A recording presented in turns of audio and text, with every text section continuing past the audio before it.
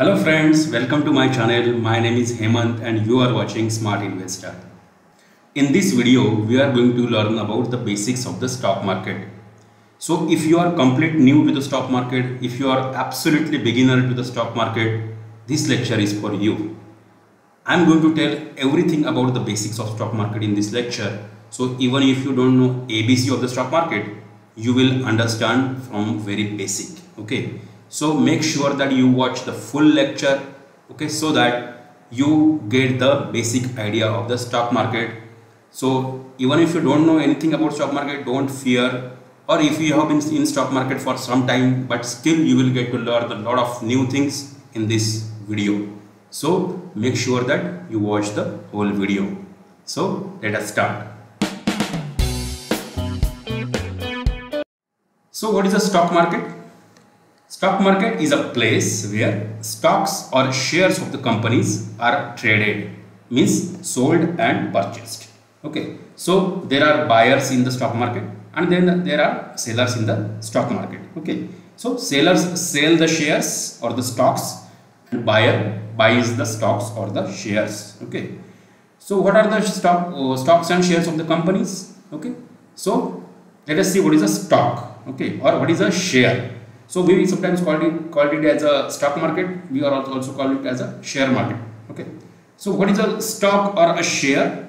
Okay. So a stock or also called a share is a small ownership of the company. Okay. So you know that there are so many companies in India. So whenever you own a stock of the company, it means you own a small ownership in that company. Okay. So by having a stock in the company, you get voting rights in the company. Okay. So there are annual general meetings of the company that are conducted. So for various decisions that are taken by the company, you get to vote. Okay. So you get a voting right in the company by having a share of that particular company. Okay. So that is the advantage of having share or the stock of the company. Okay. So then the natural question comes, why do companies sell shares or the stocks? What is the purpose? Okay. So the basic purpose is to generate the money from the common people. Okay. So whenever companies go public, they can invite shareholders, means common people, to invest in the company via initial public offer. Okay, so initial public offer is the first step where company makes stocks available to the common public, okay, for purchasing. Okay, so you must have heard about IPO, that is initial public offer, that is also called as primary market. We will study about primary market later in this video, but initial public offer is a kind of a primary market. Okay, so it's a primary market via IPO. So by selling the shares of the company, companies generate money. Okay, so to generate money is the common purpose of the company for selling the stocks or the shares. Okay, so once the company gets this money from the shareholders, they use this money for capital expenditure or paying the debt on the company. Okay, so capital expenditure means what? If the company wants to buy new equipments or expand its business, it will require some money, right? So that is known as a capital expenditure. So company can invest the money from the shareholders in capital expenditure. It can also use that money to pay the debt. Debt means what? Loan. So it can also use to pay the debt on the company. Okay. So it's up to the company what it wants to do with the money it receives from the shareholders. Now let us understand about stock market. Okay. So stock market opens at 9 a.m. in the morning. Stock market opens at 9 a.m. in the morning and ends at 3:30 p.m. from Monday to Friday. Okay, Saturday, Sunday, the stock market is closed. Okay, And when you talk of India, there are two stock exchanges in India. Okay, so stock market, you can call it as a stock exchange also, because stocks are sold and bought on stock exchanges. Okay, so there are two stock exchanges in India. One is a BSE, that is Bombay Stock Exchange. Okay, so you must have heard about a Bombay Stock Exchange, and another is a National Stock Exchange or NSE. Okay, so BSE and NSE are the two major stock markets or stock exchanges in India. Okay, there are other smaller stock exchanges also, but BSE and NSE are the largest ones, and they are the most popular ones. Okay, so the market opens at 9, but actually there is a pre-market opening hours from 9 to 9:15 a.m. Okay, so for 15 minutes there are pre-market opening hours. Okay, so why there are pre-market opening hours? Because you can actually place the orders for the buying of shares, or you can sell the shares after market hours also. So after 3:30 p.m. also, you can 3:30 to up to 9 p.m. you can place your orders. Okay, for sale and buy, but they will not be executed. Okay, so they will be only executed when the stock market opens next day at 9 a.m. Okay, and earlier what used to happen, there was not pre-market opening hour. The market used to start at 9:15. Okay, but because there were several orders which were placed after market hours, therefore there used to be a huge fluctuation in the market. There used to be huge fluctuation in the stock prices whenever the market opened in the morning at 9:15. Okay, and therefore the stock exchanges decided to have a pre-market opening hours. So what is done in this pre-market opening hours? The earlier orders, after market orders, are matched. Okay, and they are executed. Okay, so because there are these 15 minutes especially allowed for the previous market orders. Okay, so there is a lot of volatility that is absorbed within these 15 minutes. Okay, and when the market actually opens at 9:15 a.m., the market opens smoothly without a lot of fluctuations. Okay, so specifically to avoid the volatility in the price, these pre-market opening hours of 15 minutes have been started. Okay, so at 9:15 the actual market starts, where new orders are taken. Okay, so now because there are after market orders, okay, means after market also there if many people have placed their buy orders, okay, that means demand might have increased. Okay, if there is a lot of demand for the buy orders, that means there is a lot of demand for the shares. Okay, so because of this demand, what will happen next day when the market opens, it can open at a different price than the previous day's finish. Okay, so if Sensex and Nifty, that are the benchmark indices of the stock market, if they have closed at certain price in the let's say on Monday at 3:30 p.m., then they will not open at the same price next day in the morning. Okay, on Tuesday morning, what can happen? The Sensex and Nifty can open at different price.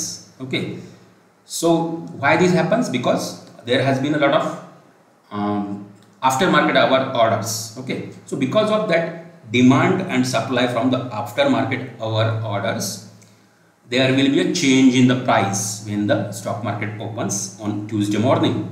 Okay, so if the price is higher than the previous day's close price, then it is known as a gap up opening. Okay, so if the price is higher, then it is known as the gap up opening.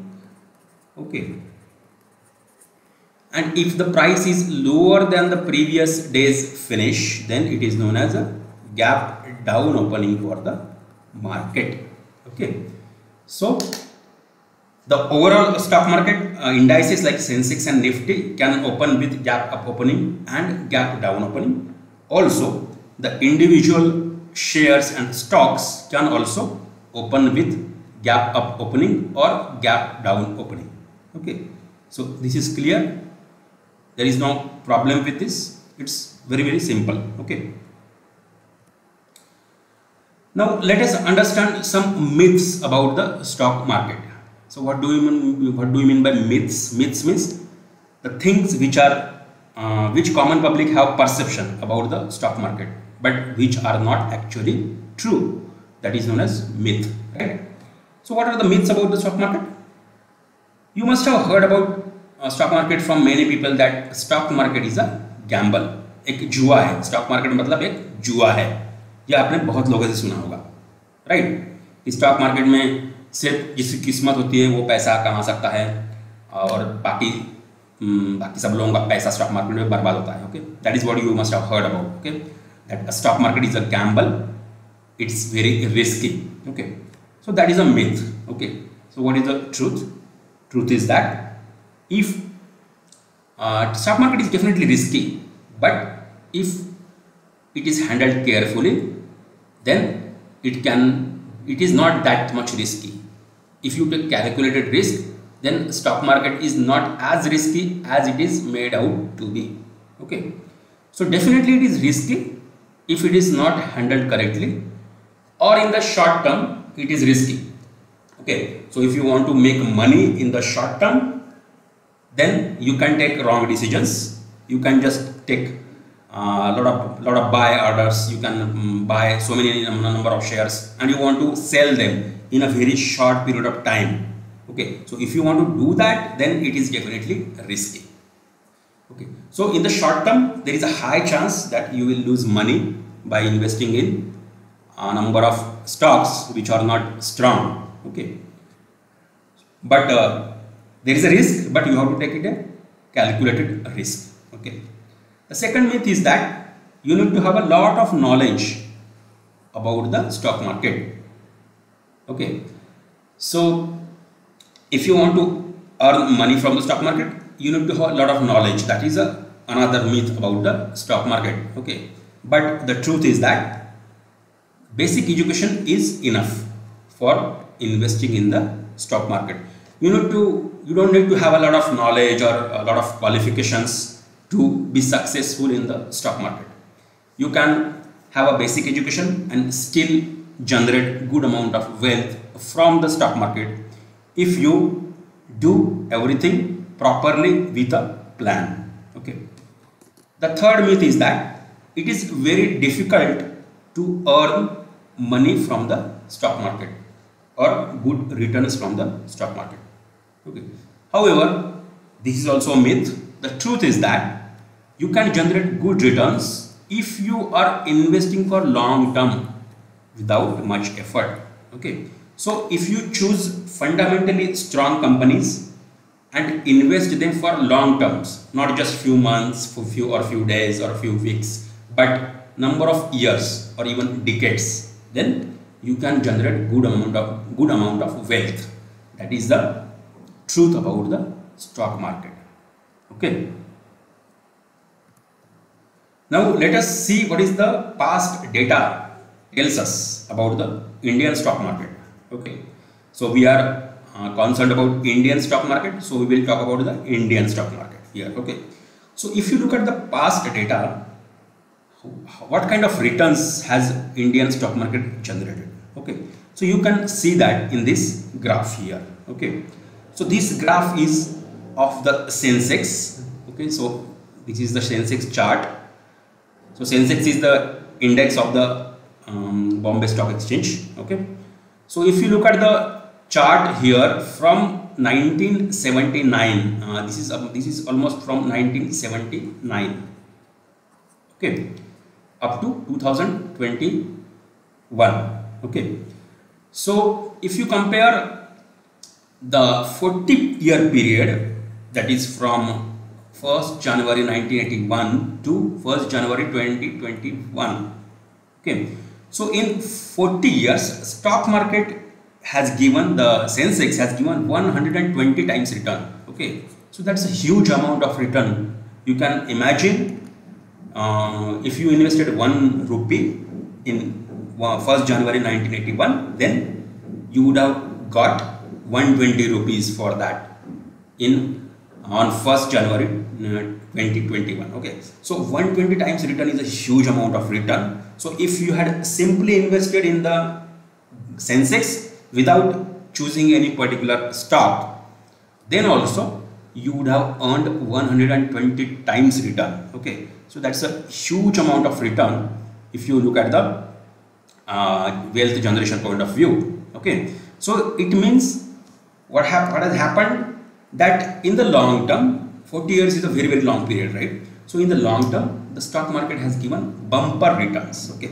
so if you look at this chart here, you can see that there are so many peaks here. Okay, there are so many peaks, then there are so many downs here. Okay, you have a peak here, then you have a down here, you have a huge peak here, then you have a huge down point here. Okay, again peak here, down point here, peak here and down point here, peak here and down point here. Okay, so all these reduction in price is known as a crash in the stock market. Okay, so you must have heard about that stock market has crashed for so many points in such a small period of time. Okay, so you must have heard about different crash or different economic downturn or global investing crash. Okay, like 2008 financial crisis, right? You must have heard about that. So all this you can see from this chart. Okay, so whenever there is a crash in the economy, okay, there is a slowdown in the world or in India, you can see that in the chart of the Sensex. Okay, so for example, the very first crash was observed in 1992. Okay, so this is here you can see that the stock market crashed more than 50%. Okay, so you must have recently seen the movie 1992 Scam 1992. That was the event where this kind of crash of more than 50% happened. Okay, so that was the first major crash in the Sensex. Okay, then at different time periods there have been a different crash. So this is 2001 here. Okay, and 2001 there was a dot-com bubble. You must have heard about dot-com bubble. Okay, so a lot of IT stocks were overvalued and they crashed down. Okay, so that was the 2001 dot-com bubble. Then 2008 was the major financial crisis. Okay, so again you can see from this top, the crash, the stock market went to this bottom. Okay, so there was 50 to 60% loss in the stock market. Okay, again at 2011 here we had a small amount of we had some crash. Again in 2015 we had some crash, and this crash, this is for the COVID-19 in 2020. So you know that around March 2020 the stock market crashed more than 50-60%. Okay, and this crash was very, very rapid. Okay, so at a different point of times there have been different crashes in the stock market, but you can see that after some period of time the stock market, at every period of time, it has again shot up. Here it has shot up, here it has shot up, here it has shot up, here it has shot up, here it has shot up, and also here it has shot up. Okay, so after every crash there is also a boom in the stock market. So this boom and crash of the stock market, that continues for several years. Okay, so what is important is that you want to buy low in the stock market. You want to buy at a lower prices and sell at a higher prices. Okay, so ideally what you want to do is you want to buy at such low prices, okay, and then sell at such high prices. Okay, but that is not always possible, but because you cannot time the market exactly. Okay, you can get some general trend, but you cannot exactly time the stock market. Okay, but the important thing to remember is that if you invest for the long term, then you can generate good amount of money. That is what you can see from this chart of the Sensex. Now, what are the stock exchanges in India? Okay, let us learn about the stock exchanges in India. So there are two major stock exchange. First one is a Bombay Stock Exchange, okay, or popularly known as BSE. Okay, so Bombay Stock Exchange is located in Mumbai in Dalal Street. Okay, so you must have seen this famous building of Bombay Stock Exchange. Okay, this stock exchange was established in 1875. Okay, this is Asia's oldest stock exchange. Okay, so 1875 means you can see how old it is, even before the independence of India, right? BSE is the seventh largest stock exchange in world. Okay, and this current building that you see in this picture was constructed in 1930. Okay, before that it used to be a very informal kind of a place for the stock market. So people used to sit below a banyan tree when they started, and then later on it was evolved at different places, and finally in 1930 this permanent building was constructed. Okay. The another stock exchange that is famous is NSE, or National Stock Exchange. Okay, so this is the building for the National Stock Exchange. Okay, this is also located in Mumbai. Okay, so many people think that NSE is National Stock Exchange, so it is located in Delhi, but it is not so. It is also located in Mumbai. Okay, this was established in 1992. Okay, so this was the first exchange in country to offer fully automated electronic trading system. Okay, so what happened, what used to happen earlier? So you might have seen this Scam 1992 movie, right, where people they have shown that people used to crowd in the stock market, and they used to physically trade shares, buy and sell shares. Okay, so आपने देखा होगा कि वो उस movie में दिखाया है कि बहुत सारी भीड़ होती है और लोग ऐसे एकदम झुंड में आते हैं और ट्रेड करते हैं, सेल्स बाय और सेल करते हैं. ओके, शेयर सेल और बाय करते हैं. सो पहले वैसा होता था. Okay, so it used to be a very cumbersome process, you know, because everything was traded physically. But after the establishment of NSE, everything became automated. Okay, so there was a electronic system that was developed, and all the shares used to be traded, started trading by automatic control. Okay, automatic system. Okay, so NSE is the 11th largest stock exchange in world. Okay, so you can see that both BSE and NSE are big stock exchanges. Okay, even at the world level. Now, what is Sensex and Nifty? Okay, so you must have heard about Sensex and Nifty, even if you don't know about stock market much, but even if you are absolute beginner to the stock market, but you must have heard about Sensex and Nifty in newspapers. Okay, so even if you go to the Times of India, once in a while you hear the news about Sensex, that Sensex has gone up this much, Sensex has crashed this much points, right? So what is the Sensex and Nifty? So Sensex is the benchmark index of BSE.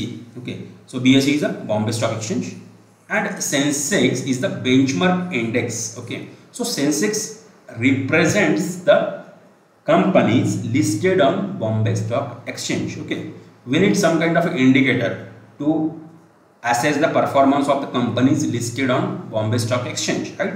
So that indicator is Sensex. Okay, so if you want to define, then Sensex is a free float market weighted stock market index of top 30 well established and financially sound companies listed on Bombay Stock Exchange. Okay, so there are so many companies in India, but only few of them are listed on the stock exchanges, right? So some are listed on Bombay Stock Exchange, some are listed on National Stock Exchange. Okay, so out of all the companies listed on Bombay Stock Exchange, top 30 companies are considered for Sensex. Okay, and then their free float market capitalization is taken into consideration. So we will see what is market capitalization later. Okay, but each company has a market cap, that means its value. Okay, so the market cap of all top 30 companies is taken into consideration, and there is a weighted average that is calculated. Okay, and based on that the value of Sensex is calculated. Okay. So the performance of Sensex represents the performance of top 30 companies in India, or the same companies are listed on Bombay Stock Exchange. Okay. So you can see that Sensex represents the performance of top 30 companies in India. Okay. And another index is Nifty 50. Okay. So Nifty 50 is the benchmark index of National Stock Exchange. So Sensex is the benchmark index of Bombay Stock Exchange, and Nifty 50 is the benchmark index of National Stock Exchange. Okay. So for Sensex we consider 30 companies, and for Nifty 50 we consider top 50 companies of India. Okay. Top 50 companies which are listed on National Stock Exchange. Okay. So again, Nifty 50 is a free float market weighted stock market index of top 50 companies.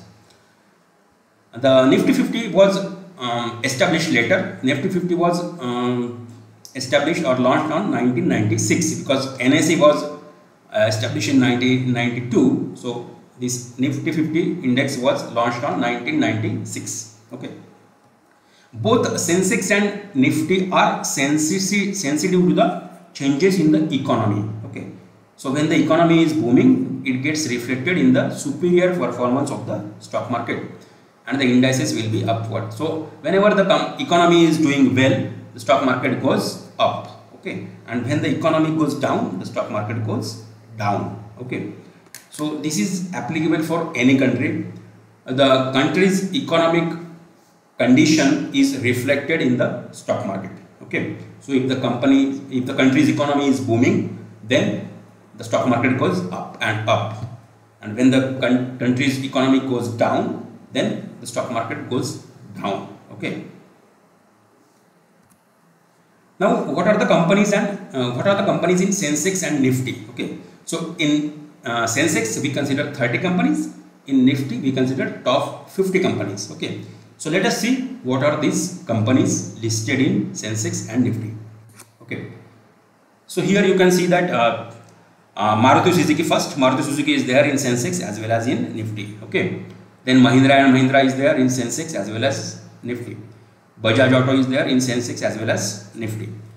Then Hero Motorcar, Eicher Motors, Tata Motors, these are listed in Nifty but not in Sensex. Okay. Then ICICI Bank is listed in Sensex as well as Nifty. Then Kotak Mahindra Bank is there in both. Axis Bank, SBI, IndusInd Bank, HDFC Bank are present in both Sensex and Nifty. Then Ultratech Cement is present in both. Shree Cement, Grasim Industries, UPL Limited, these are present in Nifty but not in Sensex. L&T, HUL, ITC, Asian Paints, Nestle, Titan, all these companies are listed in both Sensex and Nifty. Okay. Britannia is listed in Nifty but not in Sensex. Reliance is listed in both Sensex and Nifty. ONGC is listed in both. BPCL, IOCL and GAIL are listed in Nifty but not in Sensex. Power Grid Corporation of India is listed in both. NTPC is also listed in both. Coal India is listed in Nifty but not in Sensex. HDFC is listed in both. Bajaj Finance, Bajaj Finserv, Infosys and TCS, these are listed in both Sensex and Nifty. HCL and Tech Mahindra are listed in both. Wipro, Adani Ports and Special Economic Zone, HDFC Life, Z Entertainment Enterprises, these are listed in Nifty but not in Sensex. Tata Steel is listed in both. Hindalco Industries, JSW Steel are listed in Nifty but not in Sensex. Sun Pharma is listed in both. Cipla and Dr. Reddy's are listed in Nifty but not in Sensex. Bharti Airtel is listed in both. Okay. So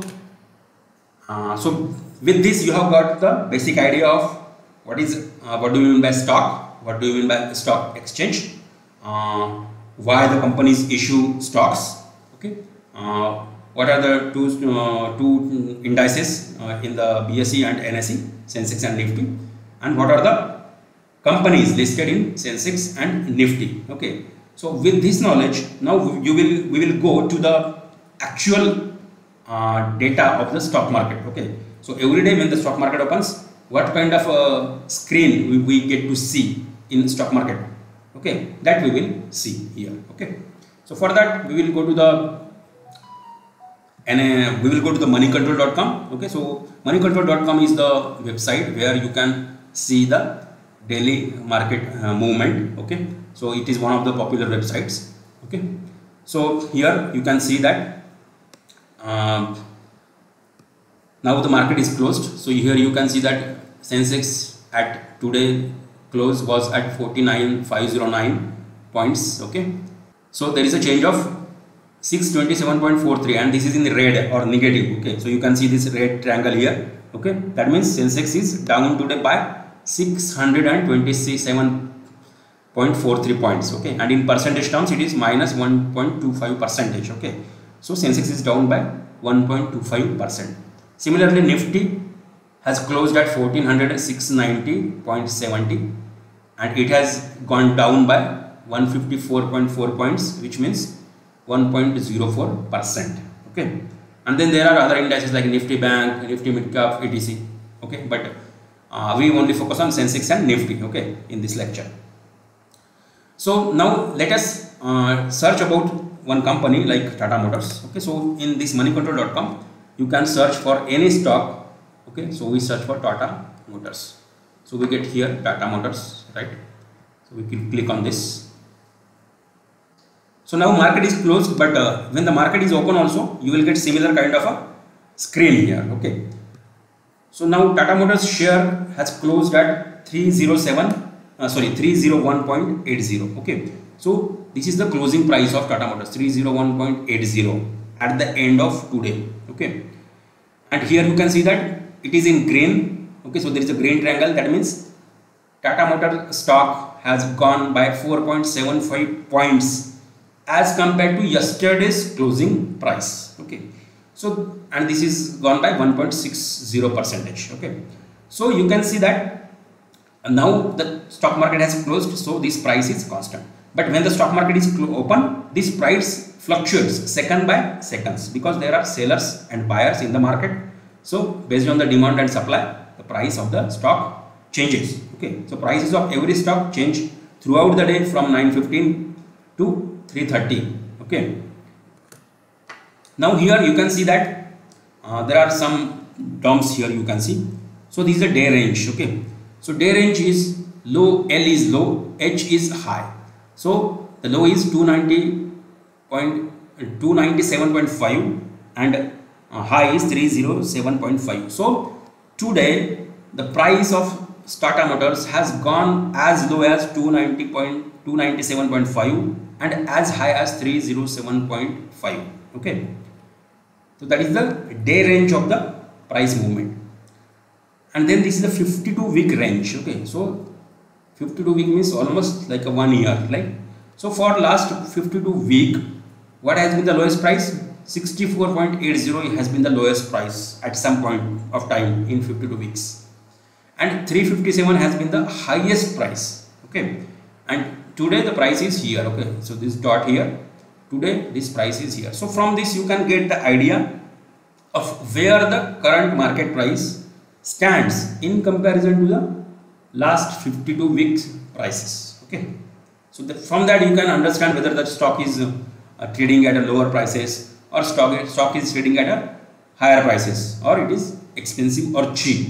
That you can find from these values. Okay, now this is the volume. Okay, so you can see the volume is like 5 crores 85 lakh 69,012. That is the volume of shares traded. Okay, so that means volumes of shares traded. So does it mean the volumes of shares bought plus volume of shares sold?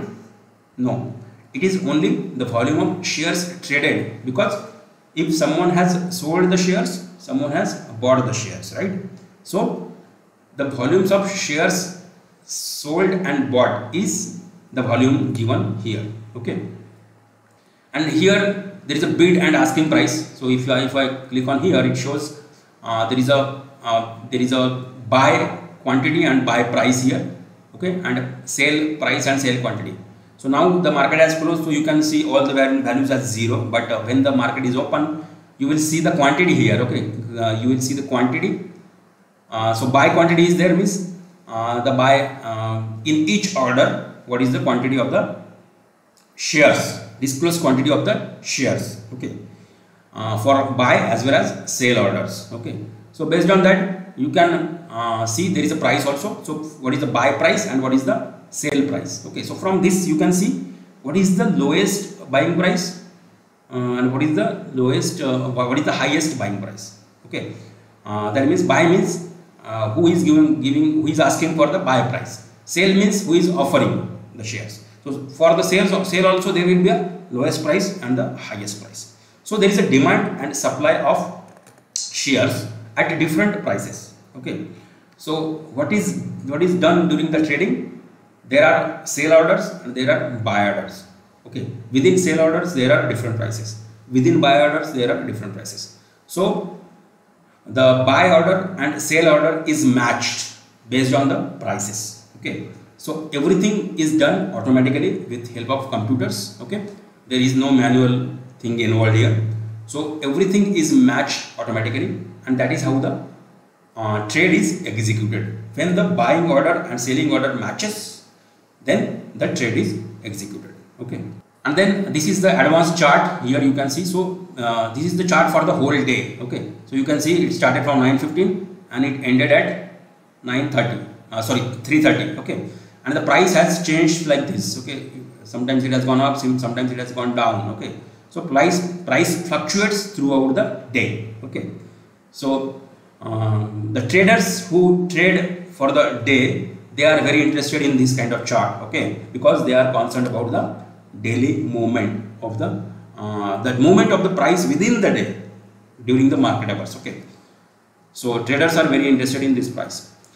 So if you go to moneycontrol.com, for every kind of share you can see so much important information here, okay. So you can see overview chart, then technical chart, price and volume, news, forum, research, insider action, corporate action, financial, shareholding, peers, and about the company, okay. So you can see so many things here. One of the important thing to note here is that the market cap. So see here you can see the market cap is given as 1,206 crore rupees. So the market cap of Tata Motors is 1,206 crore rupees. We will see what is the market cap later in this video, okay. Now let us see who are the stock market players, okay. That means who are the important parties involved in stock market, okay. So whenever we think of stock market, we think that there is only buyer and seller, okay. And the buyer buys the shares, the seller sells the shares, okay. That is what we think initially, right? But it is not so, okay. For example, when you take an example of a school, okay, जब हम school की बात करते हैं तो school में हमें लगता है कि सिर्फ टीचर्स हैं और स्टूडेंट्स हैं, right?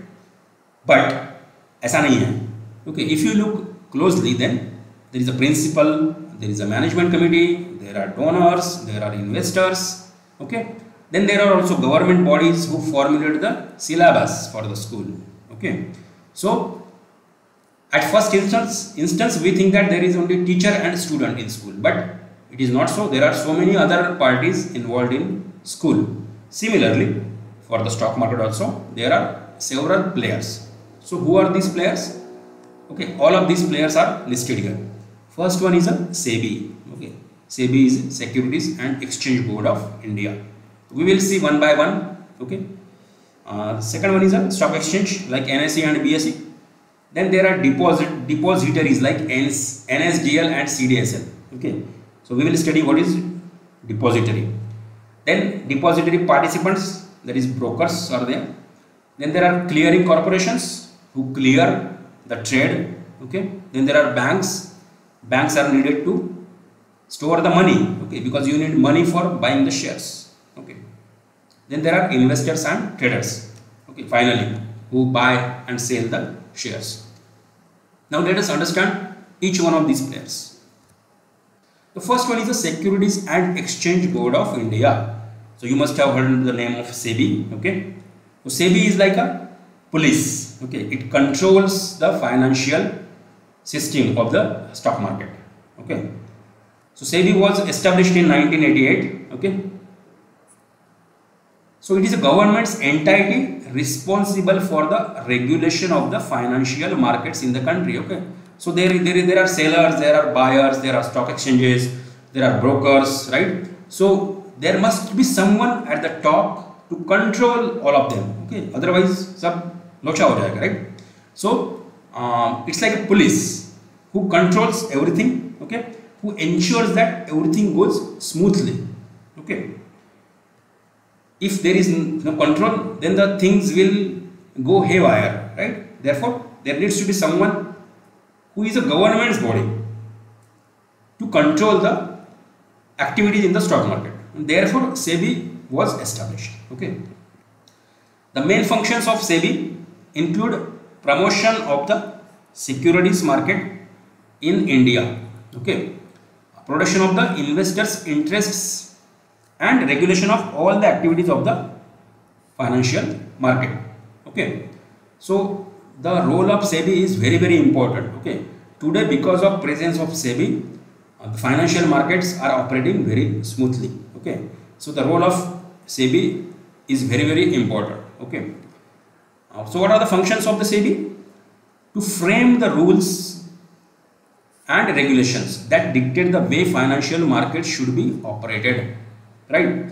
So SEBI forms the rules and the regulations for the financial markets, and everybody, all the parties involved in the stock market have to abide by these rules. Okay, then it keeps an eye on the operations of various stocks and commodity exchanges. Okay, so they give attention to how the stock exchanges operate. Okay, so SEBI, under the control of SEBI, the stock exchanges operate smoothly. Okay, so it is the responsibility of the SEBI that everything that is being done on the stock market is going according to the rules and regulations. Okay, तो सब कुछ ठीक चल रहा है कि नहीं, ये देखना किसकी जिम्मेदारी है?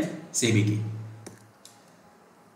Then SEBI protects the interests of the retail investors. So retail investors like you and me, okay, who invest our money in the stock market, SEBI is responsible for protecting our interests. Okay, then ensures that there is no manipulation of the markets. Okay, so what happens? Because stock market involves such large players. Okay, there are so many investors who have large amount of money. Okay, so people like you and me have a very small amount of money, right? We are retail investors, but there are very rich persons, very big promoters of the company who have the power to manipulate the market. Why they have power to manipulate the market? Because they own large amount of shares of the company. Okay, and then therefore they can easily manipulate the market. Okay, so SEBI ensures that there is no manipulation of the markets. Okay, and finally SEBI keeps stockbrokers, corporates and other market participants in check. Okay, so SEBI keeps control on the stockbrokers, the corporate, the companies and all other participants. Okay, so without SEBI the financial markets would not have been stable. So the role of SEBI is very important. Now another stock market player is depositories. Okay, depositories. So what is a depository? Depository is a place where financial securities are held in dematerialized form. Okay, or demat form in short. Okay, so nowadays shares are held in demat form, that means electronic form. Okay, so पहले क्या होता था? पहले सब physically trading होती थी, तो shares भी फिजिकली प्रोड्यूस किए जाते थे. तो जो शेयर सर्टिफिकेट होता था वो एक पेपर होता था. ओके, एक डॉक्यूमेंट होता था कि आपके पास इस कंपनी का शेयर है. Okay, so there used to be a share certificate. Okay, so whatever number of shares you bought, for that you used to get a share certificate, and then you used to store that certificate in the your cupboard, right? So it used to be a lot of hectic job to store so many share certificates, and everything was so difficult. But later, the demat form of the shares came into the picture, where the physical shares were converted into electronic shares. They are known as demat form. Okay, so the shares are dematerialized. Okay, so the depository is a place where the demat shares are stored. Okay, so just like you store a physical shares in a cupboard, the demat shares are stored in a depository. Okay, so depository is a institution which stores the electronic shares or demat form of the shares. So depositories are responsible for maintenance of ownership records and facilitation of trading in dematerialized securities. Okay, so depository जो होते हैं उनको पता है कि ये share किसके पास है, ये शेयर किसने बेचा है, ये शेयर किसने खरीदा है. Okay, all that record is there with depositories. So there are two depositories in India. Okay, there are two main depositories in India. One is a National Security Depository Limited (NSDL), and another is a Central Securities Depository Limited (CDSL). Okay, both of these are located in Mumbai. Okay, so one is NSDL, another is CDSL. CDSL and NSDL are to shares what banks are to cash and fixed deposits. Okay, so whenever we want to store cash or money, we go to the bank, right? In bank we store our cash and money. Similarly, in CDSL and NSDL we store shares. So can you store your shares in your bank? No. Can you go to the HDFC and say HDFC Bank and say, please store my shares? No, it is not possible, right? So banks will only store cash and money. So for depositing the shares, there are depositories like CDSL and NSDL. So what is the difference between the two? NSDL is the depository for NSE, National Stock Exchange, and CDSL is the depository for Bombay Stock Exchange. Okay, the depository interacts with the clients or investors through its agents called as depository participants, known as DPs. Okay, so what happens now, since the investor store their demat shares in depositories, can we directly deal with the depositories? No, we can't. Okay, we can't directly deal with the depositories. There is a intermediate agent, okay, that is known as a depository participant. Okay, so we will see what is depository participant, but before that we will again see what are the major differences between NSDL and CDSL. Okay, so NSDL is a National Securities Depository Limited, CDSL is a Central Depository Services Limited. Okay, NSDL deals with National Stock Exchange, CDSL deals with Bombay Stock Exchange. Establishment year: NSDL was established in 1996, CDSL was established in 1999. Number of depository participant registers. So depository participants are like brokers. Okay, so 278 brokers or DPs are registered with NSDL and 599 DPs are registered with CDSL. Total number of investor accounts are 1.95 crore with NSDL and 2.11 crore with CDSL. Okay, so this is as on February 29, 2020 for NSDL and March 31, 2020 for CDSL. Okay. Similarly, the number of investor accounts are also on these dates. Then demat account number format. So how are the demat account stored? So for NSDL there is a format in which there is a 16-digit alphanumeric number. Okay. Account number begins with IN followed by 14 numeric digits. Whereas for CDSL the account number starts with it's a 16-digit demat account number without any so it only consists of digits. Okay, it does not consist of any letters like NSDL. Okay, so that is these are the differences between NSDL and CDSL. The next stock market player is a depository participant, okay, or DPs in short. So DP is a registered agent who acts as an intermediary between you and the depository, okay. So you as an investor, common public like you and me, cannot directly deal with depository, okay, and therefore there is an intermediate agent who is known as a depository participant, okay, and you are required to route all your transactions with the depository only through a DP, okay. So you cannot go to the depository and say, I want these shares of Tata Motors, I want to buy these shares of Tata Motors, I want to sell these shares of Tata Motors. You cannot directly go and say to the depository. For that you need a depository participant. So stockbrokers are kind of depository participant, okay. So stockbrokers have to get registered with the stock exchanges as trading members, and they act as a link between the you and depository. So stockbrokers register with the stock market, NSE and BSE, and they also register with the depositories, that is NSDL and CDSL, okay. So you cannot directly deal with the stock market, you cannot directly deal with the depositories. For both of these things you need a broker or a depository participant, okay. So that is why you open your account with brokers. So you know about different broker site. So there is a Zerodha, there is a ICICI Direct, there is a HDFC Securities, there is Angel Broking, there is Sharekhan, Upstocks, and so on, okay. So all these are the depository participants. So both Demat and trading account can be opened with stockbrokers as DPs, okay. So for stock trading we need Demat account and trading account. So both these accounts can be opened with the depository participant or stockbrokers. The next stock player is clearing corporation, okay.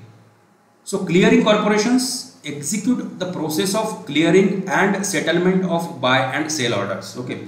Now what happens, you give the order for the buying of shares, you give the order for the selling of the shares, okay. So who does this clearing of and settlement of the orders, okay?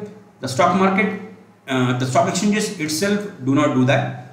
They have clearing corporations to do this transaction, okay. So there are clearing corporations associated with both the stock exchanges who do these transactions, okay. So these clearing corporations perform two basic functions. They help prevent defaults by ensuring that buyers have the necessary funds to pay for the trades, okay, and sellers are in possession of the assets they intend to sell, okay. So what is the function of the clearing corporations? Whenever a buyer gives a buy order, then he needs to have a money, right? Because you need money to buy shares, कुछ free में नहीं आता है, right? You need पैसा. So buyers need to have funds to buy the shares, and sellers, when it wants to sell the shares, if the seller says I want to sell the share of Tata Motors, then he need to have those shares in his account first, Demat account, right? So the clearing corporation ensures that the buyers have the necessary funds to buy the shares and sellers have necessary shares to sell the shares, okay. Then they ensure that the funds and assets are transferred to the right account seamlessly. So whenever a trade is executed, clearing corporation ensures that the buyer gets the shares from the sellers and seller gets the money for those shares from the buyer, okay. So clearing corporations settles the trade of buy and sell and makes sure that buyer gets the money, buyer gets the shares, seller gets the money, okay. So in India there are two main clearing corporations, okay. So first one is the National Security Clearing Corporation Limited, NSCCL, and another this is the clearing corporation for the National Stock Exchange, okay. It's a subsidiary of National Stock Exchange.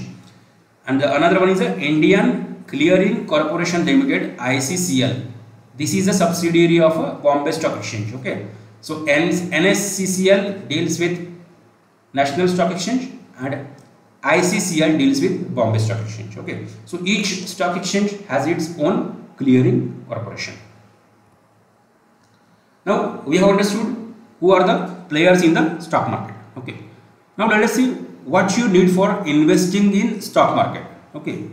So now you are the absolute beginner in the stock market. You don't know anything about the stock market. How to invest in the stock market? So let us understand what do you need for beginning investing in the stock market. So you need Demat account. You need three things. First one is a Demat account, then trading account and savings bank account. Okay. So let us see each one of them. First one is a Demat account. So what is a Demat account? Demat is simply an account that allows you to hold your shares in the electronic format. Okay. So we just saw that the depositories hold the shares in the electronic format. Okay. So that is known as a Demat account. For that you need an account. Just like you have a bank account for storing the money, you need to have a Demat account for storing the shares. Okay. So the Demat account converts the physical shares into an electronic form, therefore dematerializing it. Okay.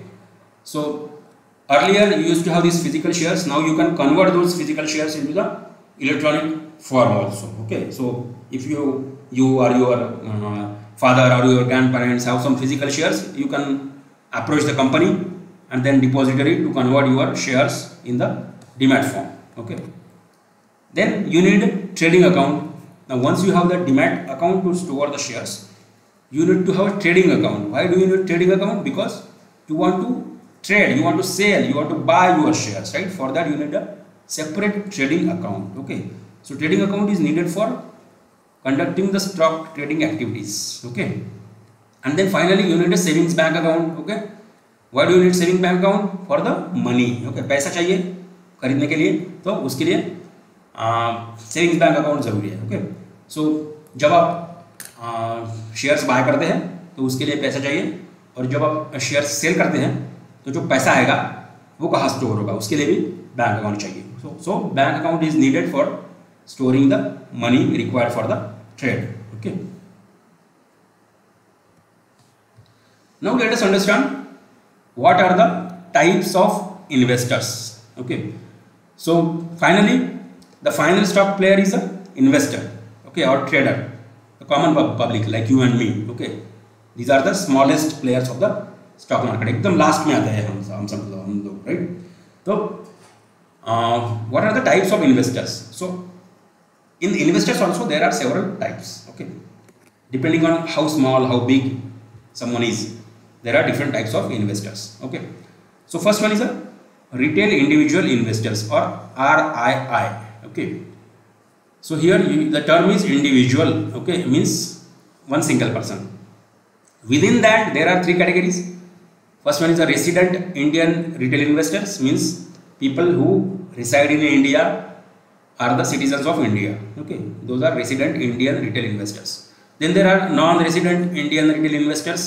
So you know, NRIs, people who are still citizens of India but have gone abroad for some work or study, or are living there, okay, or have settled there but still have Indian citizenship. And then overseas citizen of India, OCR retail investors. So people who were citizens of India earlier but now are settled abroad and have taken citizenship of another country. Okay.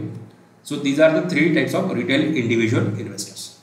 Then there are high net worth individuals, okay, HNIs. Okay. So these are the people who have big money, you know, इनके पास बहुत पैसा है. So individuals with more than ₹2 crores investable capital, जिनके पास 2 करोड़ से ज़्यादा पैसा है invest करने के लिए, उनको हाई नेट वर्थ इंडिविजुअल कहा जाता है, HNI. Okay. Then there are domestic institutional investors, DII. So what are DII? The banks, asset management companies, that means mutual fund companies and insurance companies, etc. Okay. So all these big corporations like banks and mutual fund companies and insurance companies, they also invest their money in the stock market. Okay. So why do insurance companies invest money? So you must be knowing that LIC, which is the biggest insurance company, it is one of the huge largest investor in the stock market. Okay. Because nowadays they sell policy not just for the life cover, they also sell policy as a investment in the equities. Okay. So they also give you returns on your LIC policy. Okay. So you must have heard about ULIPs, which are linked to the market. Okay, so insurance companies are a type of domestic institutional investors. So when compared to the individual investor, domestic institutional investors have a large pool of money. Okay, because they collect money from several investors and they invest in the stock market. Okay, so you can see that domestic institutional investors have a large amount of money, and then therefore they have the higher power to control or manipulate the market, right? And then there are foreign institutional investors. Okay, so people, the institutional investors, but who are not in India, they are the foreign institutional investors like banks or mutual fund companies or insurance companies, but not from India, from other countries. Okay, so these are the four types of investors in stock market. Now, who are the successful investors in Indian stock market? So we have seen that stock market has given bumper returns over the past. So are there successful investors in Indian stock market? Yes, there are so many. Okay, the few important or of the most famous ones are given here. Okay, so Rakesh Jhunjhunwala, इनका नाम तो आपने सुना ही होगा, the big bull of Indian market. Okay, Rakesh Jhunjhunwala, I think अगर आपको stock market के बारे में पता है, थोड़ा सा भी जानकारी है, तो राकेश झुंझुनवाला का नाम आपने जरूर सुना होगा. ओके, फिर Radhakrishna Damani, Ramesh Damani, Ramdeo Agarwal, Vijay Kedia, Nimish Shah, Porinju Veliyath and Dolly Khanna. All these are the successful investors in Indian stock market. So some of them have even the basic graduate degree like BCom. Some of them have CA degree, chartered accounting degree, and so on. Okay, so these people do not have a very high qualification. Okay, so as I said earlier, आपको बहुत बड़ी qualification नहीं चाहिए stock market में successful होने के लिए. एक बेसिक एजुकेशन होना चाहिए. ओके, और एक राइट अप्रोच होना चाहिए. ओके,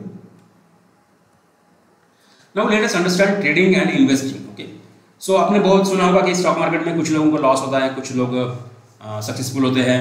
तो क्या ये लक पे डिपेंड है? हाँ, लक पे डिपेंड है, बट उससे ज़्यादा अप्रोच पे डिपेंड है. Okay, so there are two activities in the stock market. One is trading, another is investing. Okay, so we will see what is the difference. Okay, trading means what? You trade means buy and sell, and investing means what? You invest for the long term. So the difference is on the several parameters. The first one is the time period. Okay, so trading means holding stocks for a short period and making a profit by selling stocks as soon as the price touches a high. Okay, the period for traders can range anywhere from a day to weeks to months. Okay, so you can buy and sell the share within one day itself, or you can do it within few weeks or within few months. Okay, so all of these time period are very short. Okay, so many traders buy stocks in the morning and sell by the end of day. Okay, that is what is involved in the trading. Whereas investors hold on to stocks for a longer period of time, ranging from a few years to decades. Okay, so you can hold the stock for 3 years, 5 years, 10 years, or even more than 10 years, 15 years, 20 years. Okay, so that is the first major difference, that in trading the time period is very small, in investing the time period is very long. Okay, the second difference is based on approach.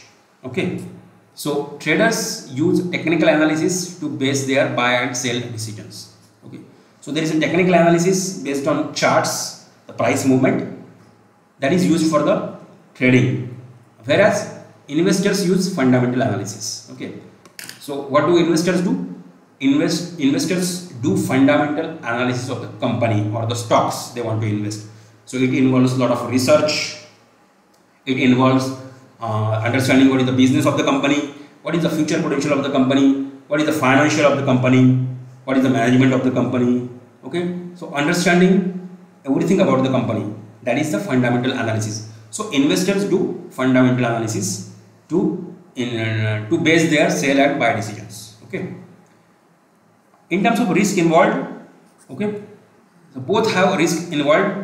Trading and investing both are risky because both are aligned to the stock market, but the risk in trading is much higher. Okay, so the risk in trading is much higher than in investing. Why? Because you are investing for a very small period of time. So within small period of time, there might be a huge price fluctuation. Okay, so it can go either way. You can have a large return, but you can also have a huge loss. Okay, and therefore the risk involved is more in trading, much more than in trading than in investing. So let us see some more differences in trading and investing. Okay, so a trader is of impatient personality. Okay, why? Because a trader को रहा नहीं जाता है. He wants to buy and sell continuously. Okay, he wants to do activity. He can't sit idle. Okay, he has to do a lot of activity. Okay, therefore he is very impatient. Whereas an investor is a slow and steady in approach. Okay, investor has a slow and steady mind. Okay, he wants to wait for the good returns. Okay, a trader takes the decisions within minutes, days, weeks and months. Okay, so he can take the decision within minutes also. He can buy the share now and sell within few minutes also. Okay, so he has to take decision very quickly. For the investor, decisions are based on long-term consequences. Therefore, they range from years to decades. Okay, so 3 years, 5 years, 10 years, or even more. Okay, trader times the market. Okay, missing the right time to enter or exit may lead to loss. Okay, because the time period is very very short for the trader. Okay, if he does not enter at the right time or exit at the right time, then he can incur the loss. Okay, however, investors do not time the market, or they don't get bothered by the short term market volatility, because investors are investing for long period of time. They don't care what is the short price movement. Okay, so अगर आपको 10 साल के लिए share लेना है तो फिर आज लिया और कल लिया, उसमें क्या फ़र्क है? इतना ज़्यादा फ़र्क नहीं है. Okay, so investors do not try to time the market, because in long run this price difference of one day will not matter much. Okay, for the traders, stock selection strategy is based on technical analysis and momentum trading. Okay, so traders look at the price chart and take their decisions on buy and sell. They look at the target price. Okay, whether it is going down, whether it is going up. Okay, they set the targets for the price, and that is how they base their decisions. For the investor, stock selection strategy is based on the fundamental analysis of a business. Okay, and they care about the value investing. Okay, value investing means what? Buying shares at the cheap price when they are fairly valued or below the intrinsic value. So what is intrinsic value? We will learn sometimes later in other videos. But value investing means buying the share at a price below its fair price. Okay, so investor wants to do the fundamental analysis and he does value investing. For a trader, it requires real-time data and information. Okay, and for investors, the information is only needed regarding fundamentals. Okay, investor does not care whether what is the real-time data, what is the price movement in a given day. Investor does not bother about that. Okay, he wants information only about the long term or about the fundamental business of the company. Okay, trader is more likely to buy the stocks based on the recommendations of the brokers or the friends or the family members, right? So traders, because he is concerned about the price movement in a short term, he can buy the stocks based on the recommendation of the TV channel or stock broker or friends or family. Okay, whereas investor does his own research and invests only after he is completely convinced. Okay, so investor believes in his own research and he gets a lot of information from different sources. He studies the company and then take the decision for the buy or sell. Okay, so these are the major differences in trading and investing.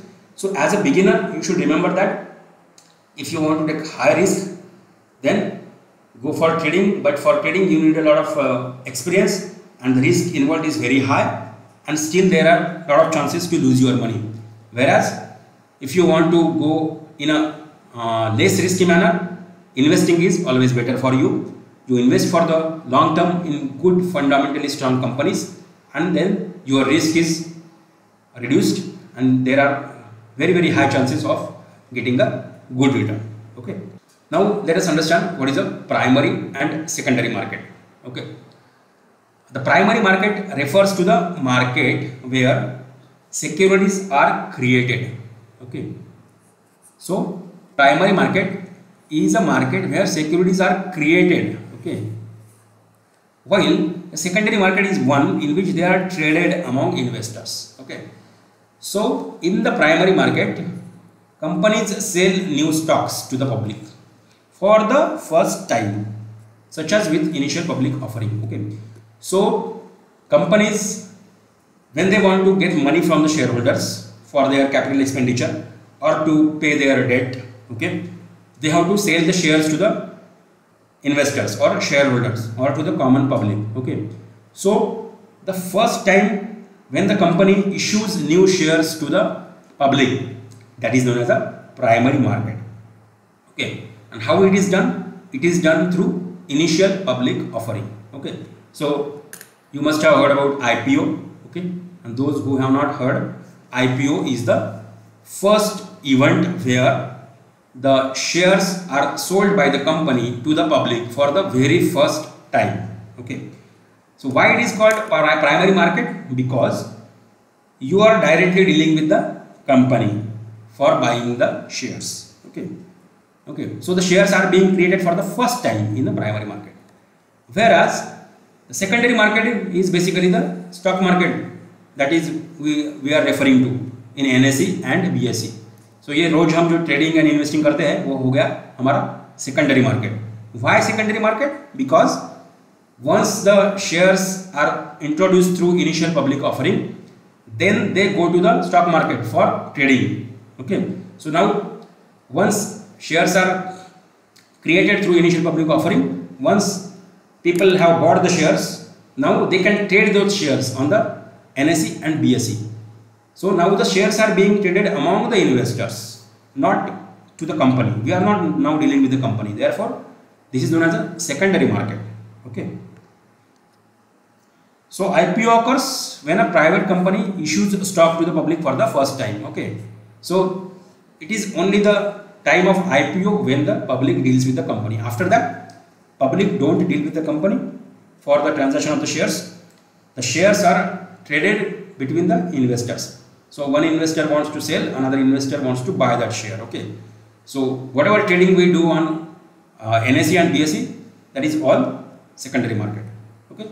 This is clear, very simple. Okay. So I hope you have understood everything till now, because I am telling everything in a very simple manner. Okay. If you have any questions, please write down in the comments below and I will answer those questions. Then market capitalization. What is market capitalization? Okay. So market capitalization is a total market value in rupees of all outstanding shares of the company. Okay. Now once the company has created the shares, okay, then they are available in the market for transaction, right? So all the shares in the company, the value of the shares is known as a market capitalization. Okay.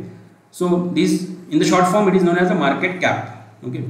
The market cap is calculated by multiplying the total number of companies' outstanding shares by the current market price of one share. So what is the equation? Market cap is equal to current share price into multiplied by number of total shares. Easy. Okay. एक share की price क्या है, multiplied by total कितने shares हैं, वो हो गई market cap of the company. Okay. For example, Reliance is the biggest company by the market cap with value of around 13.5 lakh crore rupees. Okay. So India में सबसे बड़ी कंपनी कौन सी है? रिलायंस है. अगर हम मार्केट कैप की बात करें तो Reliance is the biggest company by market cap and the value is around 13.5 lakhs crores rupees. Okay. Which is the second one by market capitalization? You let me know in the comments below. Okay. Within market capitalization, you can classify the companies based on market capitalization. Okay. So first one is a large cap companies. large cap means सबसे बड़ी companies. Okay, so these are the big and well established companies. Okay, so these rank among the top 100 companies of India. Okay, the market cap is rupees 20,000 crore or more. Okay, so जिनका market cap 20,000 crore से ज़्यादा है उनको बोलते हैं large cap companies. Okay, and these rank among the top 100 companies of the country. Okay, then there are mid cap companies. So their market cap is between 5,000 crore and 20,000 crore. Okay, so more than 5,000 crore but less than 20,000 crore. Okay, these are known as the mid cap companies.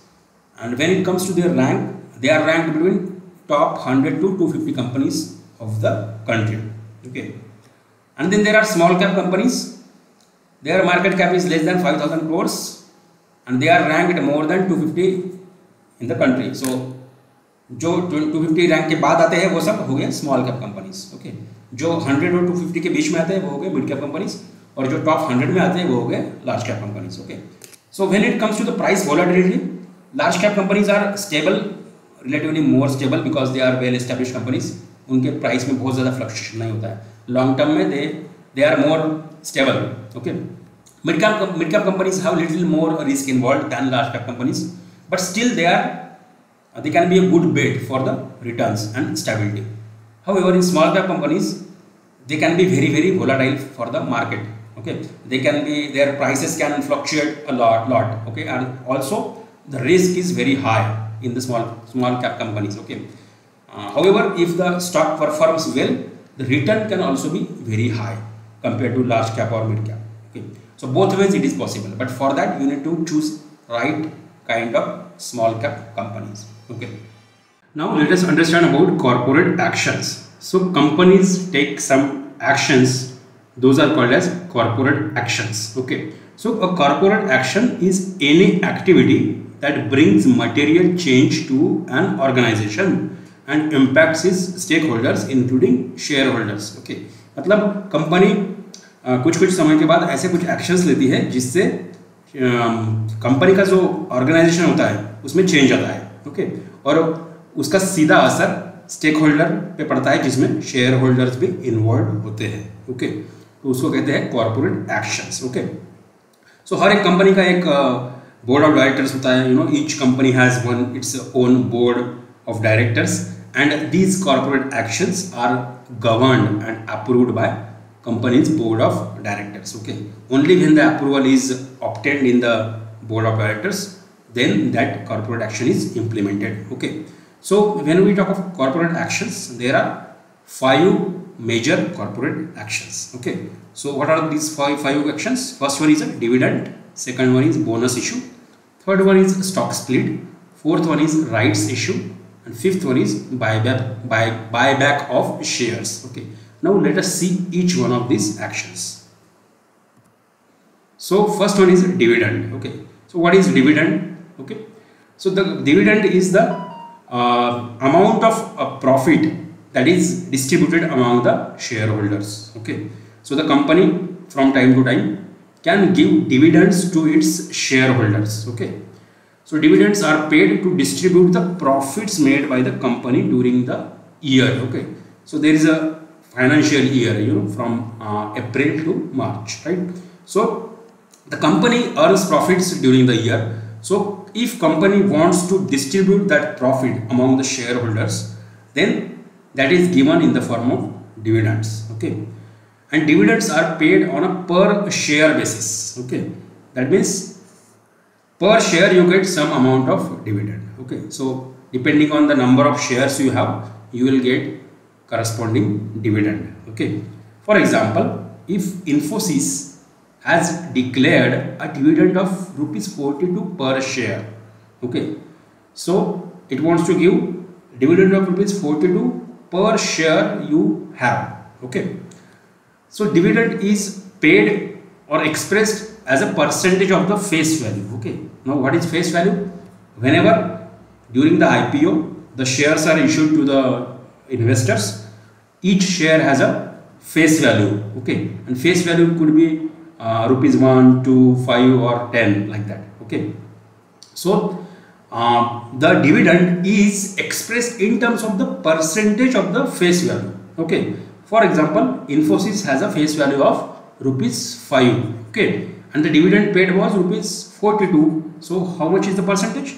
Percentage is 42 divided by 5 into 100, right? So that is the 840%. So 840% is the amount of dividend. Okay. The important thing is that it is not mandatory to pay out the dividends every year.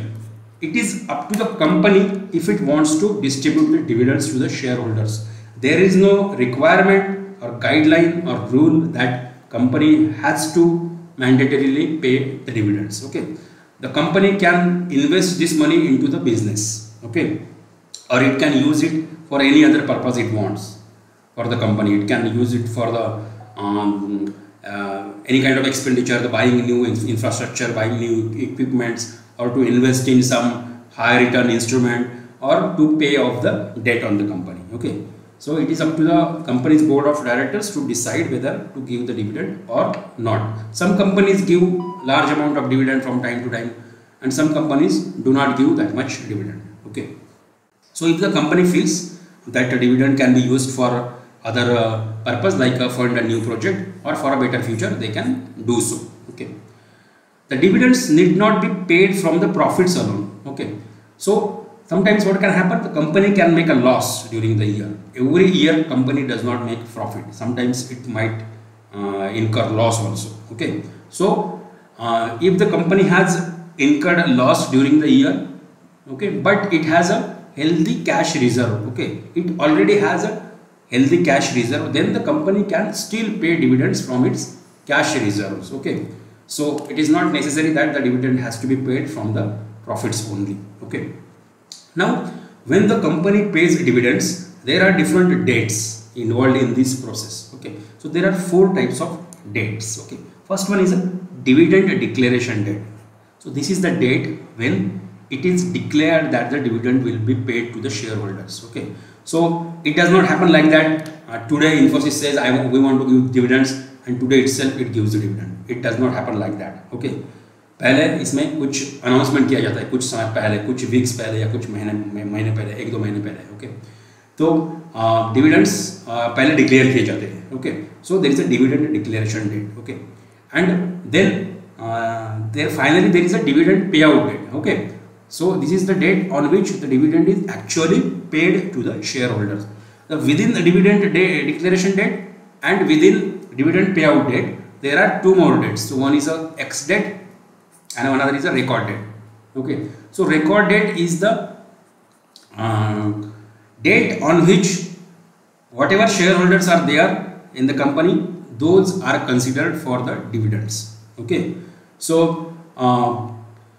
on the record date, whatever number of shareholders are there on the company's register, those investors only or those shareholders only are given dividends. Okay, if you buy the shares of the company after the record date, you will not get a dividend. Okay, so if the company has declared that the dividend record date is 20th of April, okay, then you will get the dividend only if on the record date of 20th April you have the shares of that company.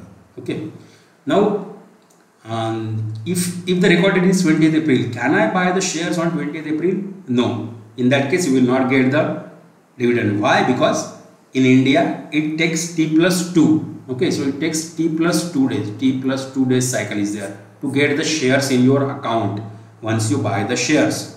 Okay, so if you bought the shares on particular day, then it takes 2 more days to get the shares in your Demat account, and therefore you need to have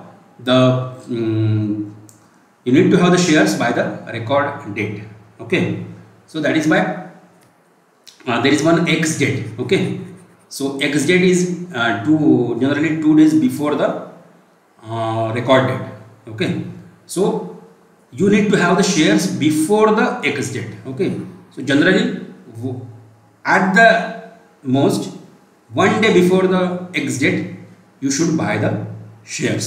Okay, So ex dividend date is normally set to business days before recorded, and if you want to be entitled to receive a dividend, you need to ensure that you buy the shares before the ex dividend date.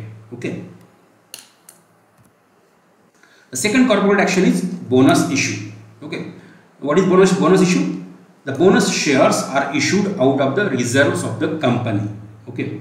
So company has some reserve shares. The bonus shares are issued out of those shares. Okay.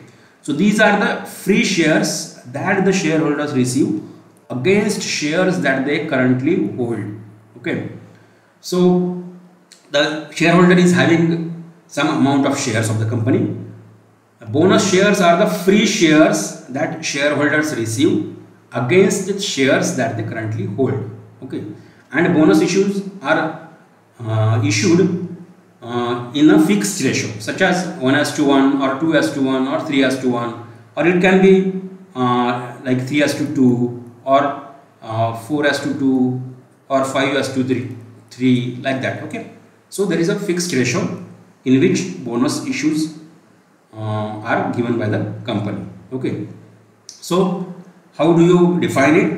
If the ratio is 2:1, okay, then the existing shareholders get 2 additional shares for every 1 share they hold. Okay. So if the ratio is 2:1, then what it means is that for every 1 share you hold, you get 2 shares. Okay.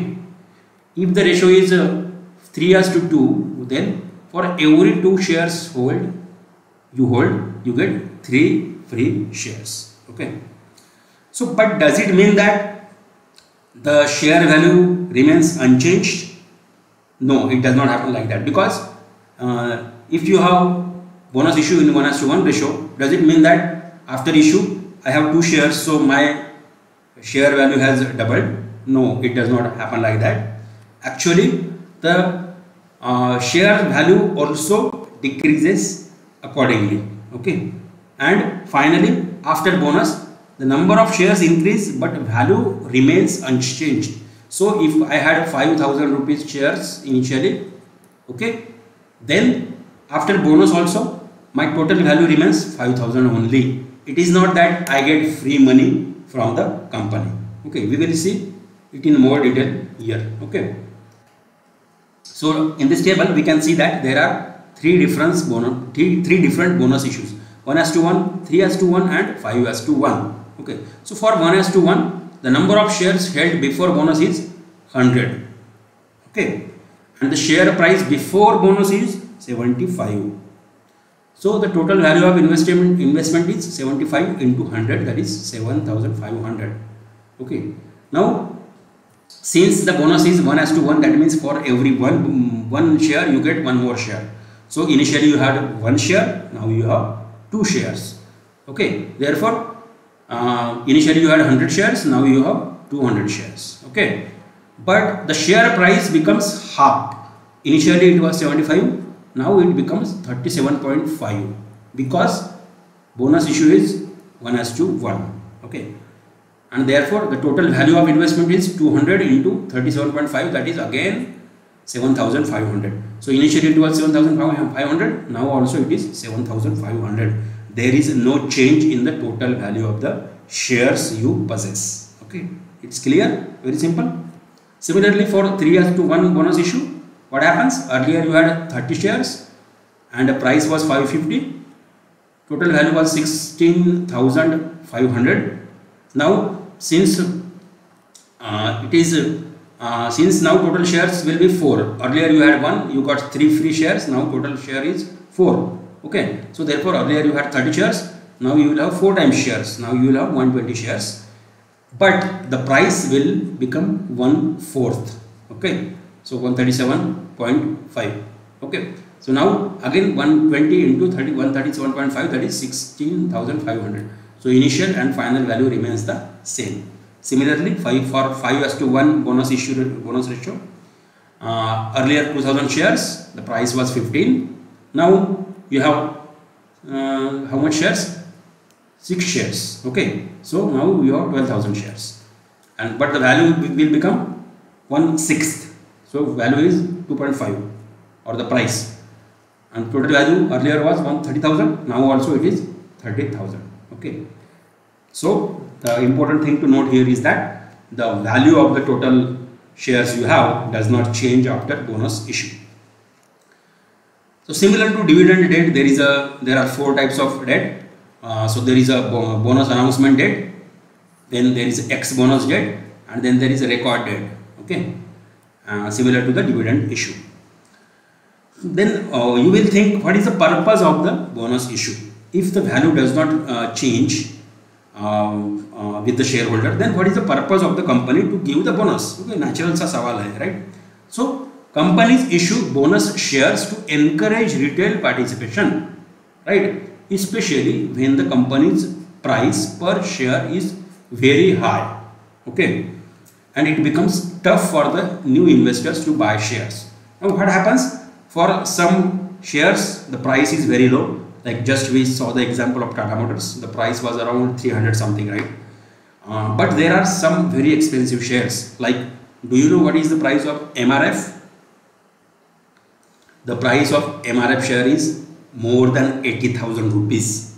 Okay, so you have to pay 80,000 rupees for one single share. Okay, so what will happen if some investor, the retail investor, wants to buy this one share? It becomes very difficult to buy even one share. Okay, so in such case the bonus issue activity or the bonus issue corporate action will reduce the price of the share, and then therefore it will be possible for many investors to buy that share. Okay, so that is the purpose behind the bonus issue. The third action is a stock split. Okay, so as the name suggests, the stock is split concerning the face value. Okay, now here face value is important. Okay, so the face value is split into smaller value. Okay, so suppose the stock's face value is rupees 10, then there is 1:2 stock split. Then what will happen? The face value will change to rupees 5. Okay, that means if you owned one share before the split, you would now own 2 shares after the split. Okay, so if the ratio is 1:2, that means if you had one share before, now you will have 2 shares. For every one share, now it will be changed to 2 shares.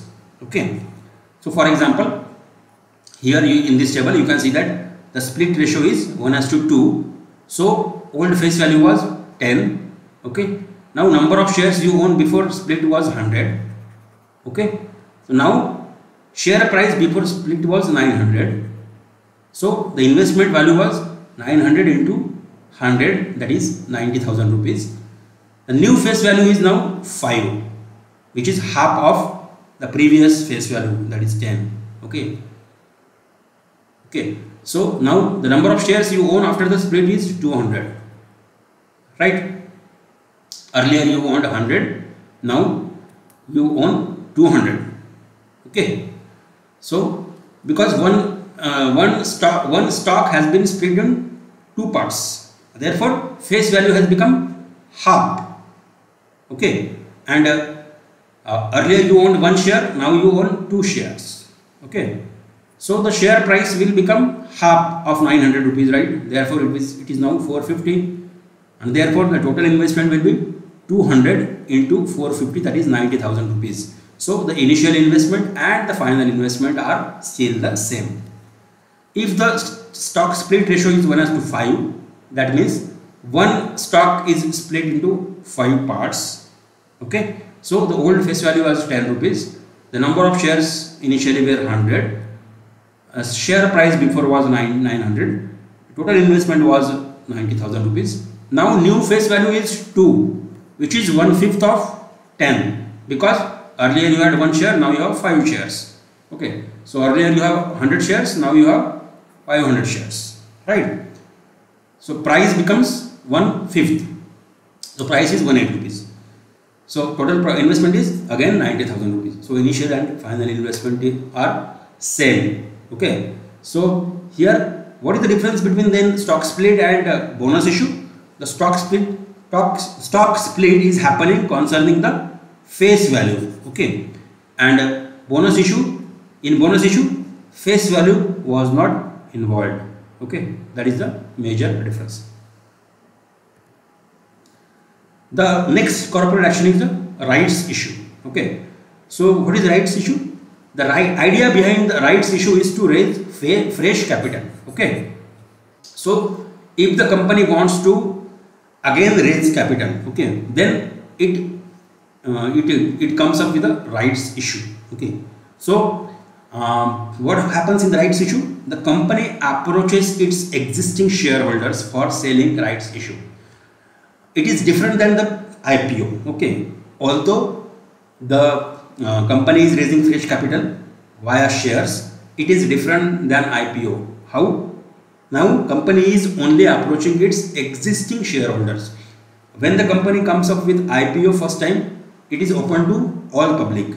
Okay, but now in the rights issue, they are only issued to the existing shareholders. Okay, so it is like a second IPO, but only for the existing shareholders. Okay, so for example, if there is a 1:4 rights issue, that means for every 4 shares a shareholder owns, he can subscribe to 1 additional shares.